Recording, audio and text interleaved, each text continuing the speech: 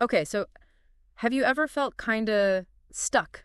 Like you need experience to get a job, but you also need a job to get Oh experience. yeah, that's the classic catch-22, isn't Okay, it? totally. And that's what we're diving into today. This document we found online, it's titled Job chahiye par skills kam hain. Which I believe translates to, Yeah. Need a job, but low on skills. interesting. It's like super relatable, and it's got this fun like social media vibe going on. Oh, that's cool. So it's kind of like encouraging people, to get out there. Exactly. It is. And they even have a little like and share at the end for more tips. Oh, very, very now. It's very like, in the thick of things. Yeah, yeah, yeah. Okay, so first up, this document talks about internships, which, yeah, everyone says to get experience, but what are some ways to make an internship really count, even if it's unpaid? Well, I think one of the biggest things is being proactive. A lot of people think of internships as, just sort of doing busy work.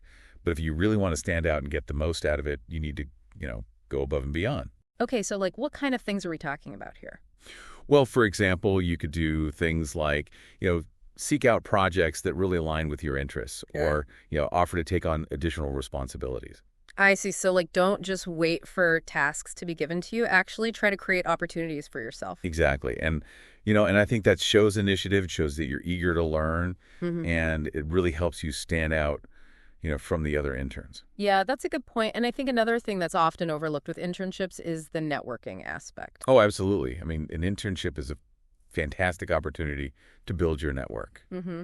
Connect with colleagues, attend company events, soak up as much knowledge as you can. Right, like just being present and engaged can make such a big difference. Absolutely. And you never know who you might meet, or what kind of connections you might make that could lead to future opportunities. So true. Okay, so the document also mentions LinkedIn quite a bit. LinkedIn, peace daily active Rahu. Yeah. Yeah, be active on LinkedIn daily. Yeah. And maybe not every single day, but I definitely see where they're coming from.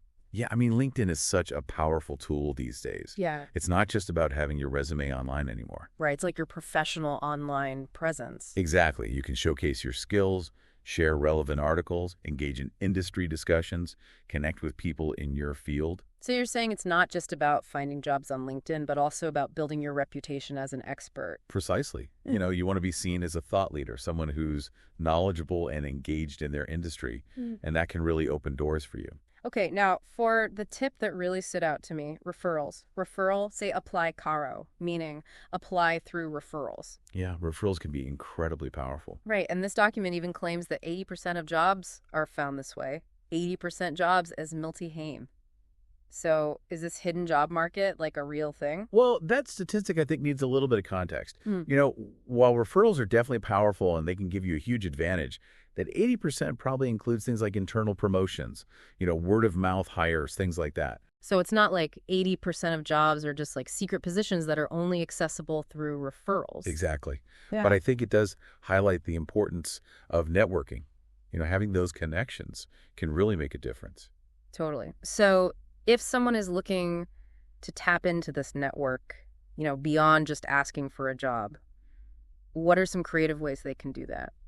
Well, I think one of the best ways is to approach networking as relationship building, not just as a way to get something. Okay, I like that. So instead of just like reaching out to people when you need a job. Right. You want to build genuine connections with people, learn about their experiences, their insights, their perspectives, and, informational interviews are a fantastic way to do that. I see. So just reaching out to people and asking if you can like pick their brain about their career path. Exactly. Yeah. And you'd be surprised how many people are willing to share their experiences and offer advice. Yeah, that's a good point.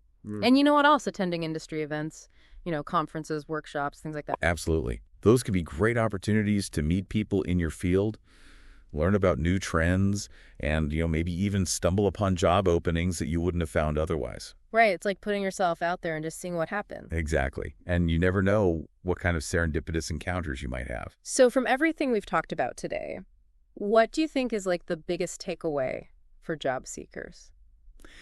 For me, it all comes down to being proactive and taking initiative.